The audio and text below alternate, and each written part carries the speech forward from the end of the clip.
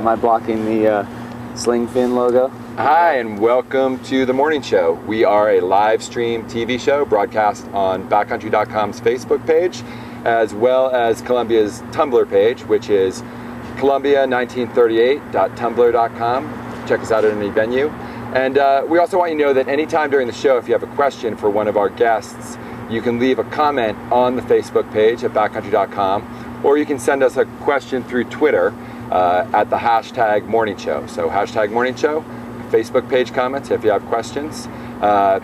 We're here at the Outdoor Retailer Show in Salt Lake City, right behind us, and we are in Tent City, which is kind of the Occupy OR section of the venue. We've got a bunch of tents here. We've got these guys camping from Slingfin, great new tent company, who've graciously let us be here. And our goal is to bring you into the Outdoor Retailer Show. The personalities who are here, the gear who are here, the manufacturers who are here. Our first guest today is one of the best known personalities in the climbing world. He just set a new speed ascent record on the nose. He's been partnering with Alex Hanold, and he's been working with disabled climbers through Hi-Tec Sports. Hans Florine. Hey, thanks for having me. Yeah, great to see you, Hans. And let's start off with the speed record. What is it? How did you achieve it? Well, the speed record, as we call it, is the speed record on the nose of El Cap. I mean, there's lots of speed records, Everest or Mont Blanc or whatever, but my home neighborhood is Yosemite, so the finest line up the middle of El Capitan is the nose route, and it's, give a description, it's 32 rope length, 2 pitches long, and 1958 it was ascended in 45 days over 18 months, so I'm kind of the archival historian, librarian, if you will, of Yosemite. And who made the first ascent? Warren Harding, Wayne Mary, and George Whitmore. Okay. And you know, they weren't really climbers then. They were an eclectic group of craftsmen or surveyors or something. They'd come on weekends and then spread out over 18 months. They'd slowly bring gear, rope, red wine, and whatever, and haul it up the big wall, and finally they topped out. So the history of it's kind of wild, because you have Royal Robbins wanting to do this very classical alpine style, and he did it in 7 days the next time. So I have Tom Frost, who was on that ascent. He came and saw me and Yuji when we climbed the route in 2.5 hours, and when I just did it this last month, he's just like totally funny guy. He's like, you know, Hans, it's great you take 2 minutes off here and 20 seconds there, but you know, when we did it, we took 2.5 weeks off the record. We're just like, so you're saying you went from 45 days, the original, to 2.5 hours. So what's your latest record? What's the time? Latest record is 2 hours, 23 minutes, and 46 seconds. Yeah, so, and you know, a lot of people will ask, well, you know, how is that time? Do you have like laser tracks like the Olympics or something up there on a tree or something? Right. You know, it's very gentleman's sport honor system. I mean, there was hundreds of people watching us, so we really couldn't lie a half hour off or something. But sure. There's not like $1 million of prize money in this thing, so it's really honor system how you time it. And it was a spectator sport? There was a crowd watching you do it? Well, in this day of, you know, social media, we blogged it, Facebooked it, you know, Twittered it, and there was, I'm told, because when I turned around, people had already left after we'd done it, but there was no parking the whole distance of El Cap Meadow, which is a lot of cars. Sure, That's a lot of cars. Now, how can you possibly do it that fast? What enables someone to do something like this so quickly? Lots of experience. I mean, I often joke, like, sport climbing, you can have this gymnastically strong body like a gymnast, and most Olympic gymnasts are going to be in their late teens, right? And so climbing is really just applied gymnastics. But to get to Yosemite, you have to have a driver's license.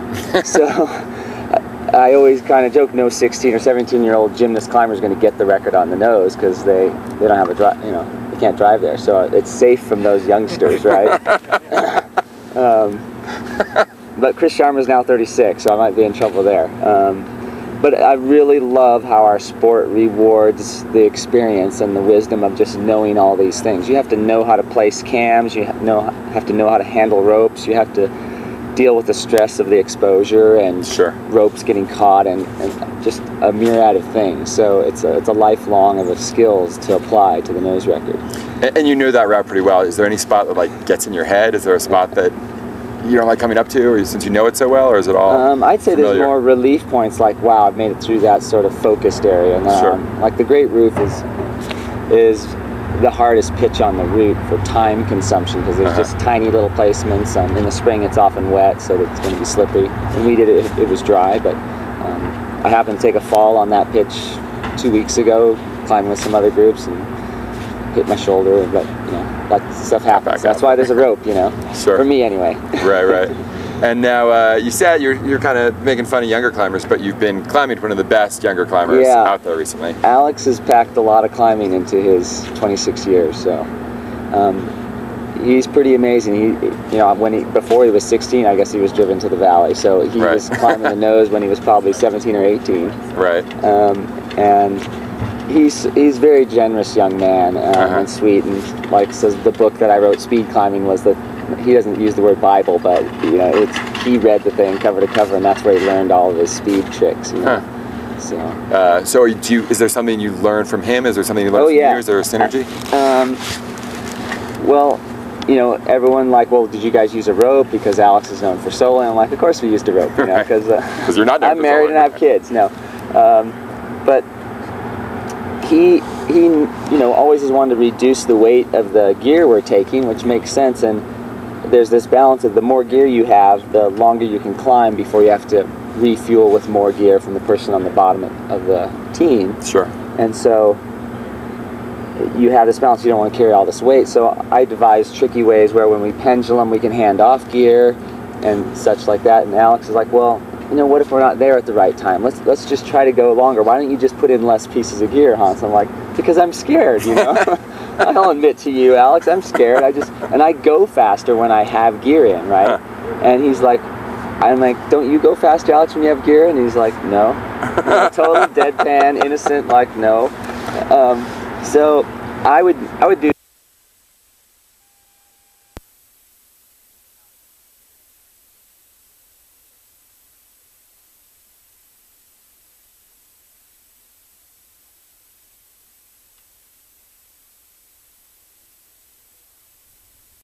So like, he's right, I don't really need to clip all three. I just went 30 feet without a piece of pro. Right. So I could clip the first and the last and skip the middle. Or in the case of many of the bolt ladders, there's 5 of them, so I would just clip 2 of them. Sure. And now I have 3 more draws that extend how far I can climb. Sure. It's just that thing in your head as a climber, like, if there's good pro, you clip it, you know. Right. But he's like, we're trying to really stretch it, so I don't, you know. And we ended up going, instead of 2 pitches, as we call it, 1,500 feet, we did it in 1 pitch, just because I spread the gear out. You know, he relinquished on the negotiating. He let me have like 10 more beamers onto the rack. So it was a good learning experience. He's the first person I've ever compared.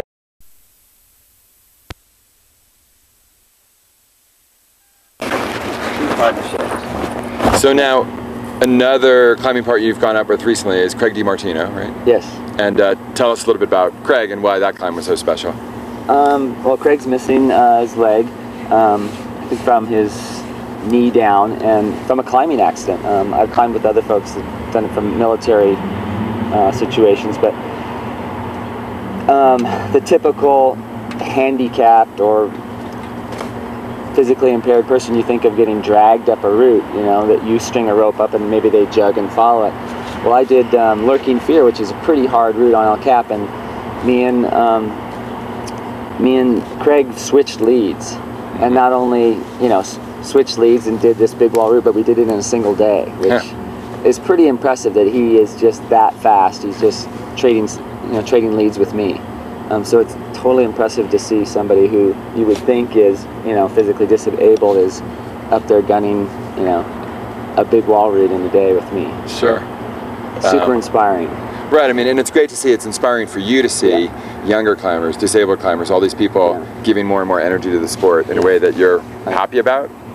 These are the people who are taking on the legacy. Yeah, and when you go out and adventure with these people, I mean, your whining coefficient, if you want to call it that, you won't whine about anything when you can see what these people come back from. Sure. I mean, I've adventured all over the world with Eric Weinmeier, who's the blind climber who's done the 7 summits, and I mean, I trashed through a jungle for 9 days with Eric, and you think it's kind of scary going up a snow slope or something and not being able to see, but like going through a jungle is even worse. I mean, there's branches hitting you in the head, there's drop-offs, there's mud bogs, there's it's just a mess, you know. And I always joke, but it's true, I lose my voice the first day I'm going climbing with Eric, because I'm like trying to describe all the terrain, you know, small boulder here, rock there, a little gravel here, then, you know, Eric's such a good natured person. He's just like, Hans, you've just been saying, you know, gravel road for the last 2 miles, you can be quiet, you know. I'm like, oh, okay, he's got it, you know.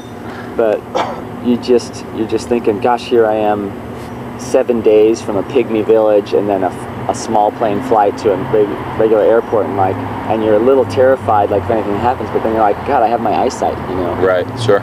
It's just, it really, you know, opens your eyes, and I don't mean the pun. Right, yeah. When you go and adventure with these people, just like no whining whatsoever, you kind of buck up. Sure. You know.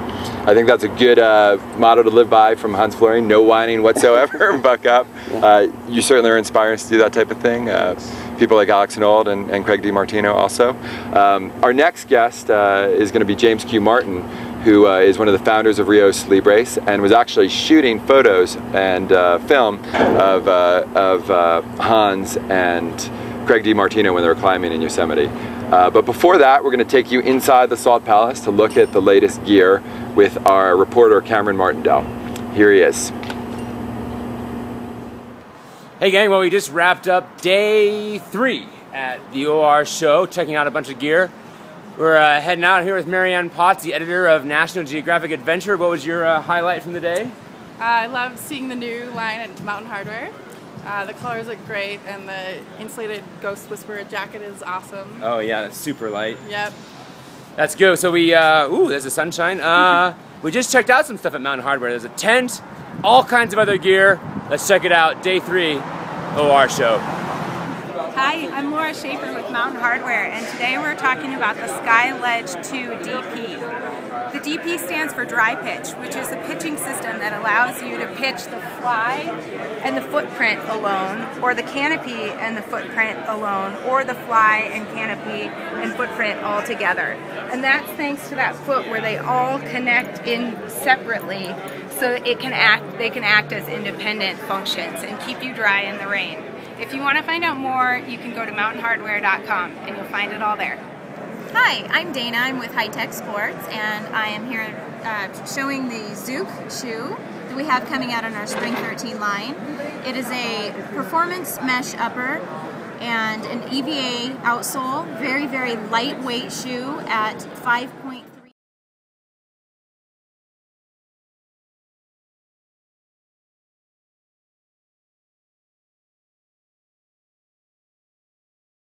ounces. It has an Ortholite insole inside for immediate comfort right out of the box. Great shoe for camping, before and after sports, or just walking around town, a little urban fun. And for more information about the shoe, check us out at hitech.com, and we'll see you next year in the Zook. Hi, you guys, my name is Andrew, and I'm here with A-Light Designs at the OR show. And I wanted to introduce our new Mayfly chair. And here it is. I am going to kind of show you how it works here. Let's pop right in. Got the rocker action, and has this removable front leg as well. Also really great because it packs down to the size of about a canteen. It's 1.1 pounds. Really light, really compactable. And if you guys want to know more, just check us out on alightdesigns.com. Hi, Mavis from Smartwool, and I am here to talk about the Polartec tee from Spring 13. The body is a merino eyelet knit with jersey knit on the side for durability, and hidden detail is the internal sunglass wipe. And for more information, you can go to smartwool.com. Hey, I'm Fielding Miller. I'm here with Polartec, and I want to show this new for Spring 13 Marmot product. This is made with a new version of Polartec NeoShell, the most breathable waterproof fabric on the market. It's got a high efficiency grid back with a wicking treatment, which is something that Polartec hasn't done with NeoShell before. Because it's the most breathable waterproof fabric, the most air permeable, combined with this wicking treatment, it's going to move moisture more effectively than any other waterproof fabric on the market. And this will be available in men's and women's styles for Spring 13 from Marmot. So for more information, go to polartec.com. Thanks. Hi, I'm Katie Kilbride with GoPro. Here we have the new HD Hero 2 and Wi-Fi remote and backpack. The remote can control up to 50 GoPro cameras at a time with a wireless connection. There's also the Wi-Fi app that's coming out in September, where your phone, Android and or smartphone, will download a free app and your phone will be the viewfinder and the LCD screen for your footage. Check us out at GoPro.com. Good morning, Eric Henderson here with Salewa at the Outdoor Retailer Show. This morning we're introducing the new Salewa Wildfire, where it's party in the front, business in the back. Anyone that's ever climbed the Grand Teton knows that you need to have a performance shoe in order to crack and cam your feet into the OS or upper LXM. When you come down and you're blown out, you need to have just equally a comfortable heel for the descent. You got to have both attributes when you go into the mountains. Wildfire GTX new for Salewa. Check us out at salewa.com. Well, hi there. Brandon Carlisle here with Arc'teryx, and I wanted to bring you guys into the Outdoor Retailer Show here. And I've got one of our favorite jackets, one of the jackets that's getting some of the biggest attention here at the show is this new piece, the Kodeta long coat. And typical Arc'teryx fashion, we've built it with Gore-Tex, completely waterproof, all of the technical features that you'd see from one of our Alpine coats, but done in a urban styling. So it's a mid-thigh length.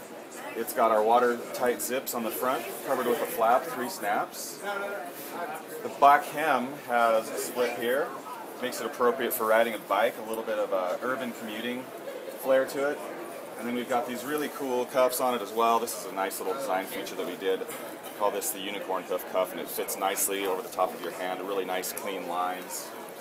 And of course a full coverage hood, some really nice hood adjustment pieces here, great little details with stamped Arc'teryx rivets, and a lovely color here. This is the Kodeta.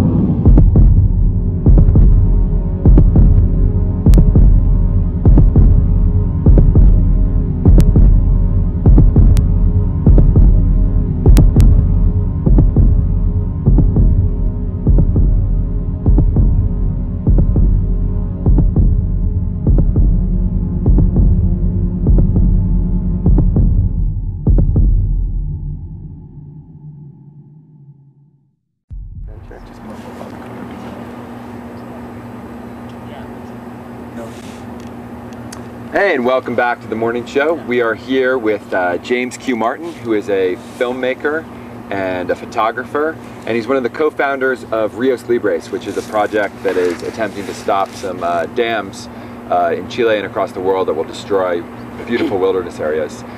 Just want to let you know too, if you have any questions for Q here, you can send them to us either via comments on the Facebook page, or you can send them to our Twitter account, which is #morningshow.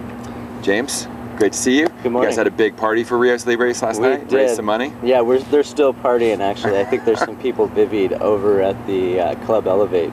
Yeah, no, we had a great party in conjunction with Hi-Tec Sports and Outdoor Retailer and OR Rocks at Club Elevate. It was 7 bands from the industry playing and having fun. We raised several thousands of dollars for our organization and for Hi-Tec Sports. It was great. Awesome. Yeah. So tell us a little bit about your organization. Tell us about Rios Libres. What is it? How did it start? Well, Rios Libres is founded by Chris Kassar and I, and it was kind of born from the world of, I've been to 6 continents, I've been to over 30 countries, and as a freelance photographer and filmmaker, I've had these awesome opportunities, and I felt like it was important to also bring back media that had a message and that could ultimately do something in the world.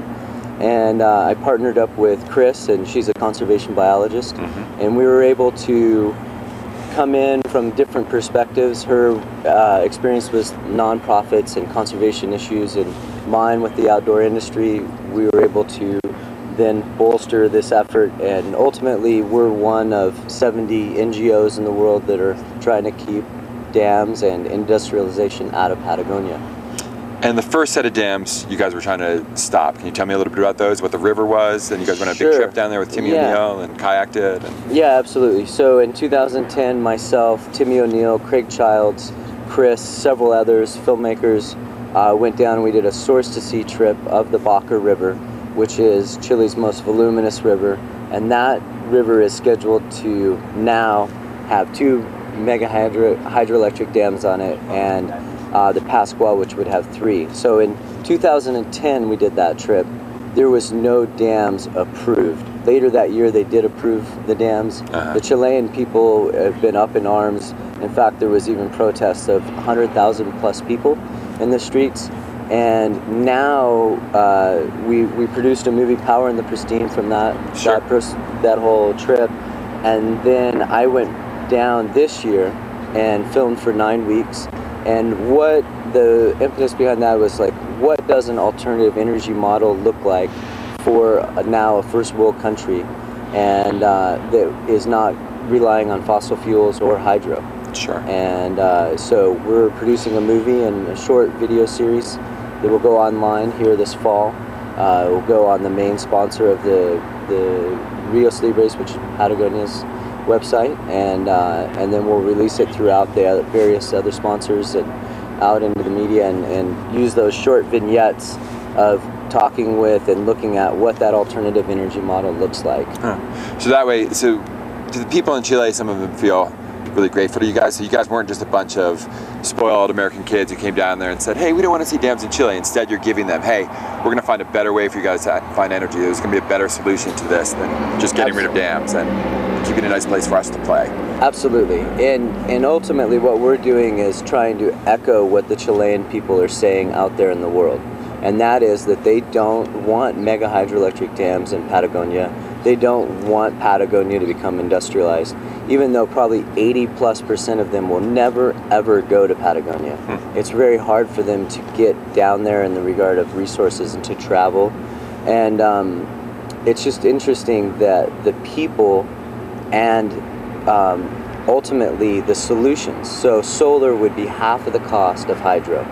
And where they need the power is in the Atacama Desert in the north of the country, where the largest copper mines in the world exist, where you also have 350 days of sunlight a year. So going thousands of kilometers south to industrialize one of the most pristine biogems left on the planet, to ultimately feed one of the most detrimental environmental issues out there, and that's mega mining, just as a ludicrous thing, especially when an alternative energy model would be half the cost. So you're saying it doesn't even make economic sense when it comes down to it? It does not make economic sense, but politically or whatever have it, you know, some people feel that way. But the people of Chile do not want it. And in fact, I was in a protest in Santiago with tens of thousands of people, got tear gassed, got totally, they spray this water with this like burning solution in it, and I got a first-hand visceral experience of what it's like to be in a major protest to defend something that you believe in. Yeah. And now, one of the most amazing parts of this story to me is that you and Chris were sitting in your kitchen table or something one night. You guys got together, had this idea at your kitchen table, and now you're making a big, you're making money, you're an outdoor retailer, you're making a difference in the lives of Chilean people. You think this is something anyone can do if they really want to? Absolutely, absolutely. I wouldn't say that we're making money, but we are making it you need to make more money. Enough that we are able to keep continuing with the media project out in the world. And I do believe that anybody can make a difference if they believe passionately in what they want to do. And in we're working on concentrating on keeping industrialization and bolstering the efforts of the people that are already involved, including the Chileans, to raise awareness. And Yeah, and you also get to play a lot and enjoy the world and what you do, right? That's another kind of motivation thing. You've traveled all over the world, shooting photographs, making movies. How does someone get to be able to do that too? Someone out here watching wants to be like you. Don't be like you. Don't do that, because it's a life of no. It's a life that's very rich, not financially, but in the rewards and the places you get to go. You know, for me, being able to blend conservation and adventure is the ultimate dream, where we can bring a message back and still get to experience the places that we love. You know, and I kind of blend the lines between conservation and adventure, and when I can bring them together and create that synergy, it's excellent. And you know, for me, we're right now continuing to work on the Rios Libres project, and with those film releases coming out in the fall. And then next week I actually am going to Canada and doing another adventure, part of the COP Dash grant. So you're a nominee for the COP Dash Award? Yes, myself, Pat Goodman, Jeremy Collins, and Jeff Hockey will be heading up into the Yukon for a month, and we're going to be working on another movie project and ultimately a book in conjunction with Jeremy, and very fortunate. Johnny and Micah were both good friends of mine, and to be able to go out in their name and honor that is a beautiful experience for me. Sure. And for people who don't know, the COP Dash Award is a celebration of the life of Johnny Kopp and Micah Dash, who are friends of both ours and amazing climbers and people who did a lot, I think, what you're talking about, of making adventure something more than adventure and really touching people across the world. Absolutely. And to answer your question more, you know, I never went to college well, I never finished college actually, but I didn't go to school for filmmaking nor photography. I think that if you have a dream, you can just go out there and do it. And with the technologies in the world out there, you can make things happen if you're really willing to be tenacious enough. Sure. Now, why don't we finish by letting people know how they can support Rios Libres, how they can see the movies, and how they can get more information. You can write a check for $1 million. You can send it to Rios Libres. No, you can go to rioslibres.com, and right there, the very first thing you'll see is an action component, and that currently right now is a letter to President Piñera, and saying that the international community is paying attention to what's going on, and we do not want the industrialization of Patagonia. And you know, that's a great place to start. And in our website, there is a plethora of information, walled deep for 3 years of working down there, and people can educate themselves and get a visceral tour visually as well. And, you know, and ultimately, I think it's just about using less. Like here I am with my Clean Canteen, which is one of the sponsors of the project. In the morning, just not refusing single-use plastics, ultimately looking at how our footprint affects us.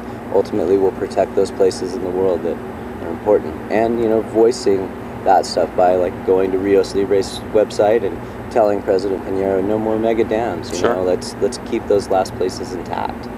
Awesome. So please do that. Q, great to see you as always. Thanks. Thanks, You inspire me. Yeah, man. Likewise. Next, we're going to take a look at some more incredibly inspiring people, including Timmy O'Neill, who was on the first Rios Libres trip with Q, and Chris Sharma as well. Let's see what they're up to next. Next for me is training for the Paraclimbing Worlds in France next month in September. And then head over to France on September 8th, compete on the 12th through the 16th, and then climb for another week and a half in Buttes and Fontainebleau, and just enjoying time with the family over there. That's it. What's next is entertaining kids for the summer and being a great husband. Next for me is continuing to climb and push my levels with climbing hard gear routes in the southeast, and at the same time focusing on my job and being able to, you know, grow as an athlete and as a sales rep in my territory. Hi, I'm Andy Lewis. You may recognize me from the 2012 Halftime Super Bowl show. And what's next for me is the World Cup of Trick Climbing in Austria. I'm going to fly over there for September 1st, and then after that I'm going to Kuala Lumpur to do some base jumping off of some giant towers. Am I excited? Yes. Does this face look excited? It should, because I'm excited. Hi, what's next for me? I'm off to go rock climbing, try and get up high because it's really hot out. Yeah. Okay, so what's next is I'm going to have a sip of coffee. And I'm going to hope that gets me jacked because tonight we have the All-Star Industry Jam Band where we're going to have 7 bands. And that's to sponsor both Paradox Sports, which I became the executive director of interim, and then also Rios Libres. But before that, actually, I'm going to have to do some more live video work with Live from OR. Then I'm going to have a meeting with Marmot based on the work I'm doing with Paradox Sports. Then I'm supposed to be with Big Agnes about Paradox Sports. And then at 2, we're going to go over and celebrate Rios Libres with Clean Canteen. And then I'm going to have more insomnia.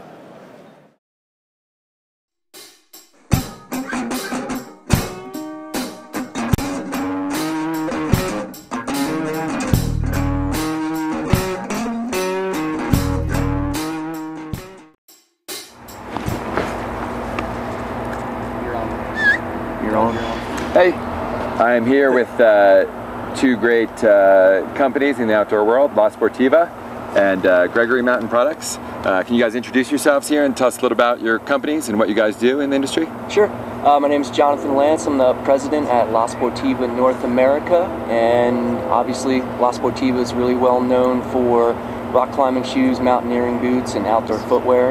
And here at the show, we just launched a whole new line of trail running apparel as well.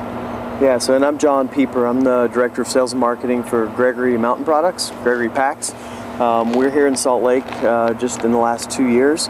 Moved here and we're under the same umbrella as Black Diamond, it's our sister company. Sure. You know, our product line is big, it's gear carrying equipment, but we do have some new cool stuff for Spring 13 as well we're showing. Sure. And I want to let you guys know too that if you have any questions about new innovations from La Sportiva or from Gregory, leave a comment on our Facebook page at backcountry.com, or you can send us a Twitter question. Hashtag is Morning Show, and let's get into what's going on here now. Why don't you guys each tell us about one product that's really exciting for you that's going to be coming out that consumers will start seeing next spring. John, why don't you start with you? What's Yeah, next spring we've got a bunch of things. Trail running is probably the thing that's generating the most excitement back here. Trail running is a big trend right now. People love to get out. It can be quick, easy exercise after a busy day of work. Our trail running line is everything from handheld bottles to lumbar packs to on your back hydration packs. Really give people the freedom of carrying the gear they need, minimizing what they're carrying on their body, whether it's a half hour after work or a 4-hour leg of a mountain trail run. Sure. And what's something you think is going to be really exciting to someone who's not inside there that they're going to see that you guys are going to have next year? You know, next year we have a lot of stuff. We have a really interesting new pack for the backpackers that's light and still feels like an innovative light backpack, but it gives a really interesting new twist to how to pack. We spend a lot of time in a retail store teaching people how to pack their pack, how to get all that weight close to your back where you're more stable as you're moving on the trail. This pack really helps people understand how to pack the pack, get that weight close to your back, but also keep all the gear that you want to have access to on the trail away from that load, really accessible, separated, where you can get access to it on the trail. Interesting. So you guys are focusing on organization in the pack as a way to be lighter and quicker, along with materials, along with the kind of stuff you're building it with. Exactly. It's a new twist on light and fast. Light and fast means continuing to move, but also having access to the gear that you need. Sure. Jonathan, what about from La Sportiva? What's one new product that you think people would really like to get a look at in their consumers, or that you're excited about? One of our probably the most well-received new product that we have, it's called the Helios.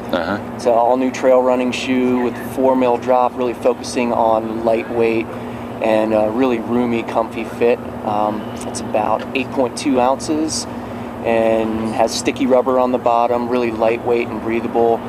It's the type of shoe you look at it looks pretty fun, you put it on your foot and it makes you want to go out immediately and go trail running. And you've had good response to this so far? People are going to see it in stores? They're going to see it on? Absolutely. Pretty much every dealer that's come in is booking this shoe. It's got some really fun colors as well in the men's and the women's, and yeah, it's definitely the home run of the show for us. Great. We were talking before about trail running. It's a big market for both of you guys. And Jonathan, you guys are leading the way in a lot of trail running, fast and light. We're hearing about minimal. Where do you see trail running headed? Where are you guys taking it? You know, we have never really embraced true minimalism, it's what we call minimalism for real trail runners. So you actually have some cushion under your forefoot so you can take that same shoe, get out and do 8 to 16 miles and then keep going from there if you feel like, you know, if you feel good that day. Sure. And what is a real trail runner? A real trail runner is, you know, I'm going to step back. It's someone who likes a little bit of cushion. Yeah, exactly. It's me. Who, if you get on rocky trails, you can still keep that fast pace up. And you don't have to worry about every foot placement. You can just crank out that trail. Right, and you don't just say this as a corporate executive, because I know you live up in Nettleton, Colorado, and you're running on some rocky trails and getting out there and using the product. Absolutely. Any good stories in that way of development or what you found? Yeah, well, you know, when we first got into the minimalism, we came out with the Vertical K, which you can find at backcountry.com. Yeah. It's a really sticky soled, lightweight shoe. And I did a big trail run getting ready for the Gore-Tex Trans Rockies coming up, and was coming out a little lazy on a Friday afternoon in the Indian Peaks Wilderness, and I stubbed my toe so hard. Did a full forward roll. I was about 3 miles in, nobody else was up there. I'm still suffering from that. I burst the bursa sac in my toe. And it's been pretty painful. So that's my minimalism story. So that's why I believe people really want a little more toe bang protection in their shoes out there. Sure, it's a good way to prove it. Yeah. And John, you guys are a pack company, yet you're responding to trail runners. You're making trail running product. How and why? You know, for 35 years, Gregory's been making gear carrying equipment, packs. We're experts, we feel like we're experts in getting gear on the human body. So for us, we had a lot of requests from our loyal customers to make a trail running product, to make something that can allow them to carry that gear they needed. So that was easy for us, is figuring out how to carry the gear. The only thing that really separates us and a bunch of our backcountry viewers is the Wasatch Mountains. Sure. It's between Salt Lake and Park City. We spent a lot of time up there. We have a test team that spent a lot of time with us working on these packs. We wanted packs that you would see in an ultra at the front of the pack with the true experts, but also at the back of the pack with people like me that, you know, like to go out and run 6 or 8, where you can carry that gear. And this innovation is, for us, is really around comfortable carry, eliminating the bounce that you get out on the trail. And we feel like we found a really cool way to do that, not only in the handheld and the lumbar packs, but also in the packs with a hydration reservoir. Sure. And now, what about you? Do you have any good stories of bursting anything or going head over heels testing this product, or any good testing stories for us? Or? I won't tell you about all the times I've crashed, but you know, for me, it's more, I'm a little bit more of a Boy Scout, and I like to carry stuff with me. I like my jacket, I like an extra Subway sandwich when I'm out on the trail, and so I like to carry gear. And I've been running with people, and they're truly minimalist. They've got the light gear, they've got the light shoes. I like comfort a little bit more. I'm getting a little older. I've got kids to come home to. So for me, it's been more about how do you carry this gear comfortably, and you know, these packs have been a lot of fun. Sure. Now, we've been talking to a lot of athletes who are really inspiring, and you guys both work on the business side in the outdoor industry, but I wonder if, Jonathan, first you could kind of address why you work in this industry, what inspires you about it, what makes it more than just making money? The people. The day-to-day people that I get to deal with and talk with, and the stories I get to hear from athletes and other people in the industry, that's one of the most important things to me. Yeah, that's a big deal for me too. You know, you guys just did a segment with Hollywood Hans. He's an amazing guy. He does this crazy, like 0.1% of the population can hang it out like he can. You know, we've got kids, we go home to normal life, and we're psyched when we get out and can climb for a couple hours and go for a trail run. Sure. But these guys that are really hanging it out too, they're teaching us ways we can push our gear. And that's really fun, is to be around people that are inspirational like that, but then also to be at this trade show and see all the people that just walk up and down the aisles and they just love gear. Sure. You know, for me, there's nothing better than a day out on the trails, but a day out on trails with good gear. Sure. Well, great. I want to thank both of you for being here so much. I think you've given a lot of insight to people out there, what goes on here and what goes on at these companies that they buy products from. And I think it's nice to give that human face to this gear and know that you guys are slinging it out there and feeling it. And our next 2 guests are 2 people who really do that as well. We've got Brendan Leonard and we've got Sarah Lingerfelter, 2 younger journalists, social media reporters who've been covering the show. And I know you're going to like to talk to them. I'd like to thank you guys again.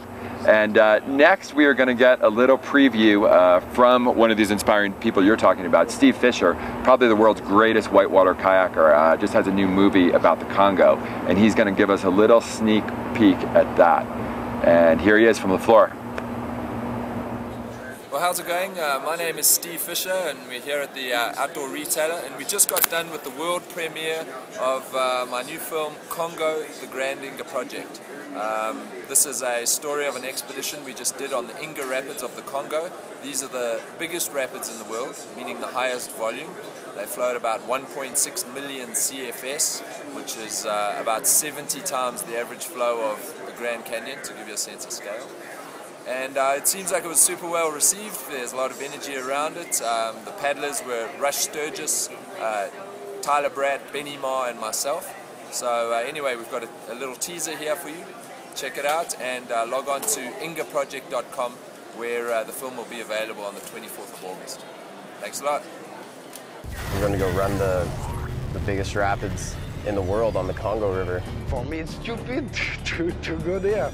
It will be insanity. The lesson that we learned today is not to fuck with these rapids.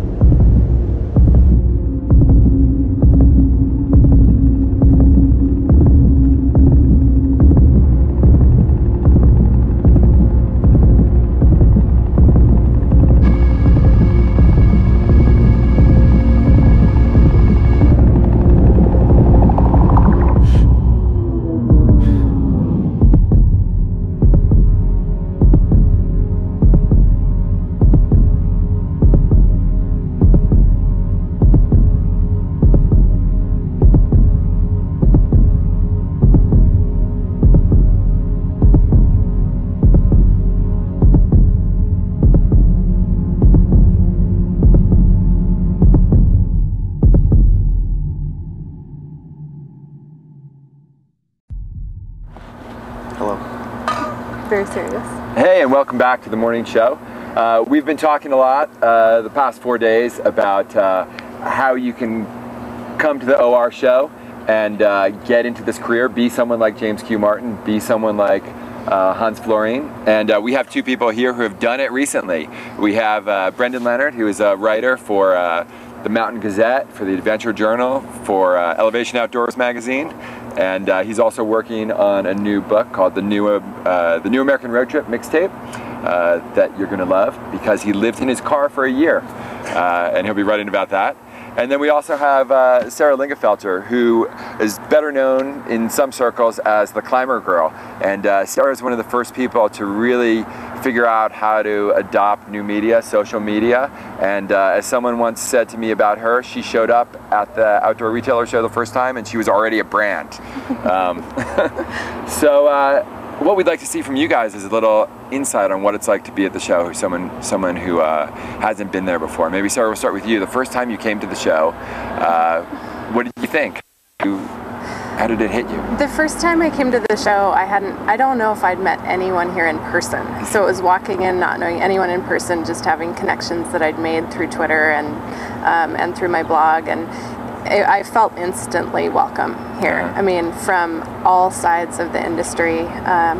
I feel very thankful that a number of folks kind of made room at the table for me here. So now I try and do that for other new attendees. Sure.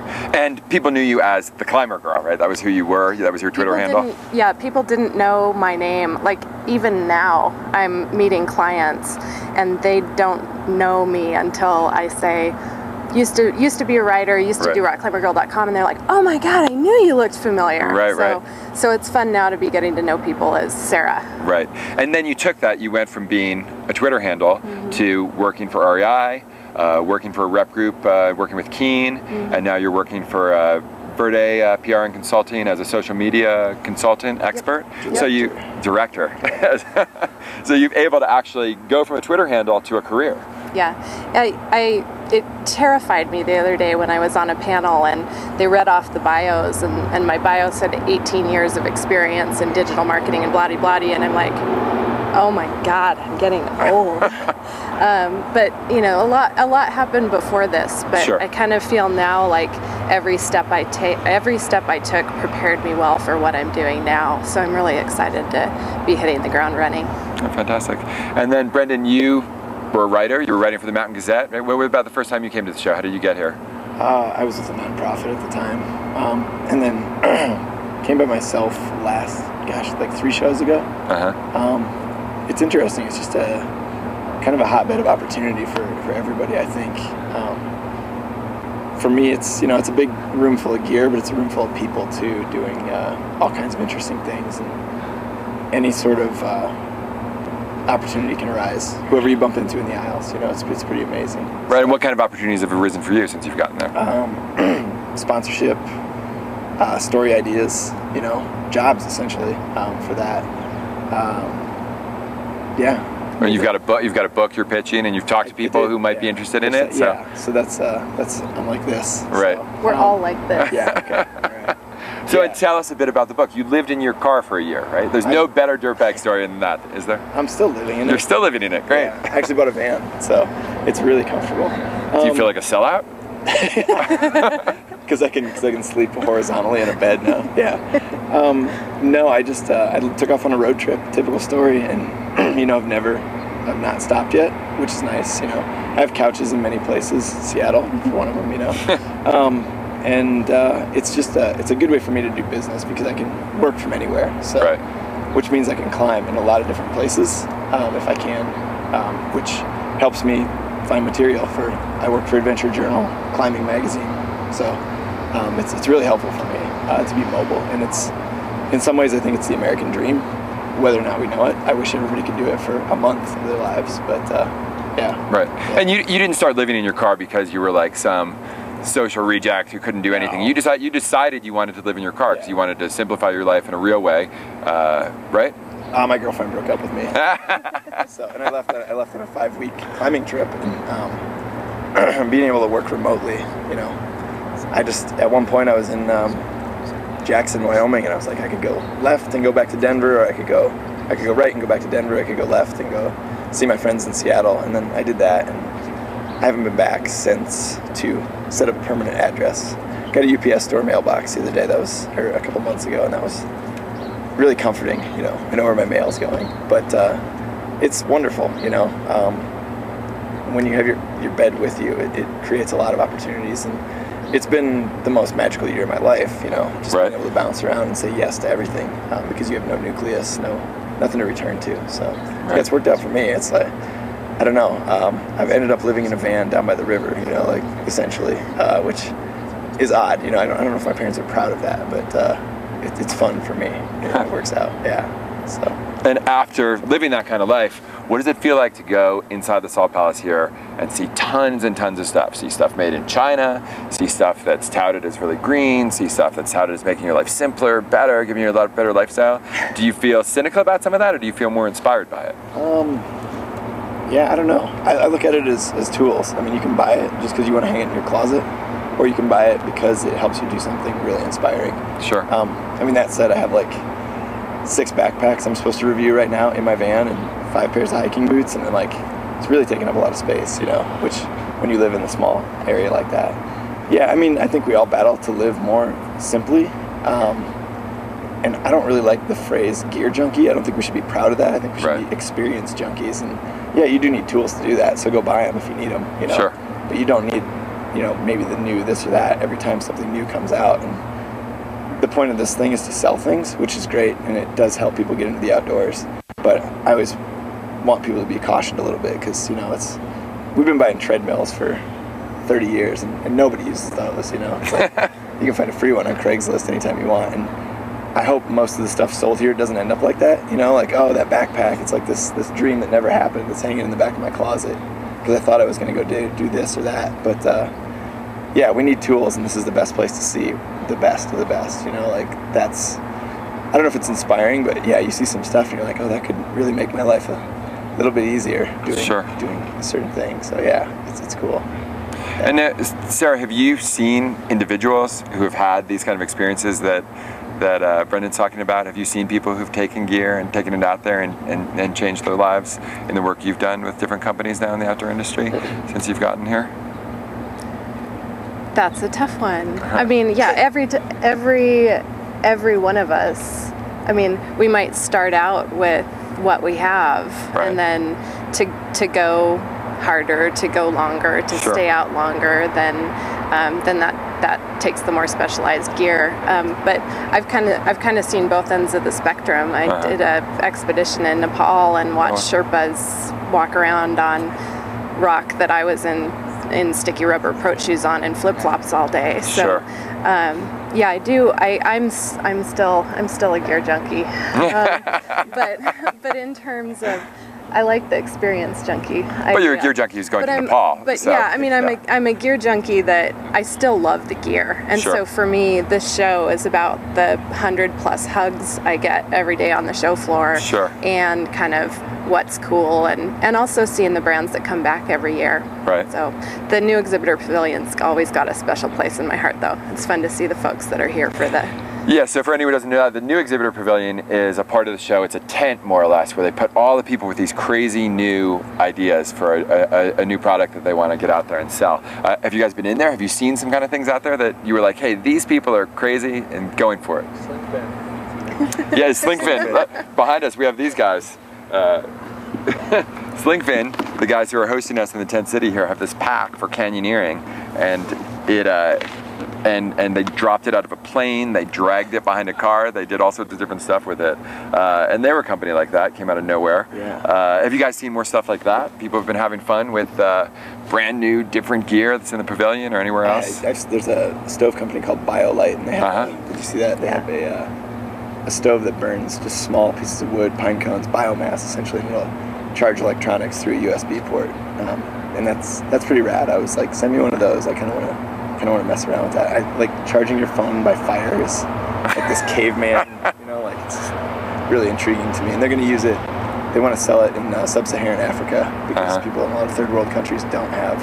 They have wood to burn, but they don't have outlets to charge it. They have phones, but they don't have places to charge them. So it's a real battle. But to me, that's really, you know, everybody uses the word game changer, and it's like, you know, that could actually make a difference. That's a pretty cool idea. So yeah, you know, it's not like a new product. It's just in blue now, you know, that we're hearing about. So I'm interested in that. That was one of the coolest things I've seen. And two sweet spots for me are Vapor, who makes the anti-bottle, and they are a client. A little roll-up plastic bottle, super cool. Yeah, we've been using it. But there's news post-show. Stay tuned for more on them. There's some kind of cool stuff down the pike that isn't public yet. And then I just have always had the last show and this show. I just have a super sweet spot for Pocampo. They make what's that? They make beautiful. Actually feminine bike bags, but so they look like handbags, but they have attachments for cycling. So it's like the perfect solution for an urban handbag for a commuter girl. And I just have always had a sweet spot for them. Very cool. They do great things. So look for this stuff out there. Look for Slinkfin stuff, look for BioLite, look for Pocampo, look for Vapor, and look to be like these guys at some point because they're super inspiring. And we want to thank, first of all, we want to thank our sponsors, backcountry.com. We want to thank Columbia. We also want to thank Goal Zero, who is powering this show right now thanks to some generators that they lent to us on the show floor so it can be with you here from Tent City. And we want you to look for us next OR show in the winter, and we also want you to look for us at Interbike, where we'll be giving you more insight into the people and gear that makes this happen. And right now, we're going to take you in the show and blow it up. All right, welcome to the Kelty booth. We're doing an air pitch competition. It's our Kelty air tent, the Mach 6. No poles, just air tubes. All it takes to set up the tent is a little bit of hard work with a floor pump. These hoses connect to the two tubes and inflate it. All you gotta do, Joe, is inflate it faster than the fastest time, and you're walking away with $1,000 cash at the end of the day. 22.38 is the time to beat. Second place gets $500 gift card to Kelty.com. Third place, $250 to Kelty.com.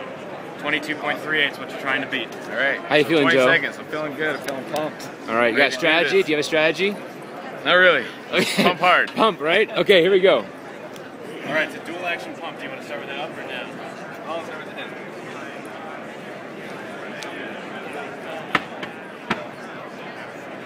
All right, Joe, here we go. 22.38 is the magic number to beat. On your mark, get set, go.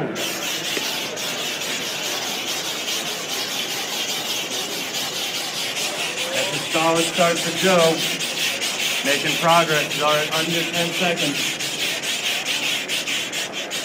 Here's where it starts to get a little bit tricky at that 13-second mark. You gotta really want that cast, Joe. Getting close. Keep going, keep going. Time. 28.27. Ooh, a few little bad. hiccups. Not bad at all. I choked. Good job, man. Way to go. It's not all serious business here at the OR, so there's a little fun to be had too.